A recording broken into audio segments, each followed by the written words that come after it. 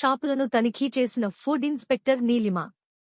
వనపర్తి జిల్లా కొత్తకోట పట్టణ కేంద్రంలోని కిరాణా షాపుల్లో ఎక్సపైర్డ్ అయిన తినుబండారాలు అమ్ముతున్నట్టు వచ్చిన సమాచారం మేరకు ఫుడ్ ఇన్స్పెక్టర్ నీలిమ ఆధ్వర్యంలో దాడులు నిర్వహించగా శ్రీపార్థసారథి కిరాణంలో ఎక్సపైర్డ్ అయిన తినుబండారాలు అమ్ముతున్నట్లు ఫుడ్ ఇన్స్పెక్టర్ నీలిమ తెలిపారు. ఈ సందర్భంగా ఆమె మాట్లాడుతూ, నిన్నటి రోజున వచ్చిన కంప్లైంట్ మేరకు కొత్తకోట పట్టణంలోని శ్రీపార్థసారథి కిరాణంలో ఎక్సపైర్డ్ అయిన తినుబండారాలు, లేబుల్ లేని వాటిని అమ్ముతున్నట్లు నిర్ధారించడమైనదని, వీటి శాంపిల్స్ ను ల్యాబ్ కు పంపడం జరుగుతుందని, అనంతరం నివేదికను ఉన్నత అధికారులకు నివేదిస్తామని తెలిపారు. సదరు ఉన్నత అధికారులు చట్టపరమైన చర్యలు తీసుకుంటారని ఆమె మీడియాకు వివరించారు.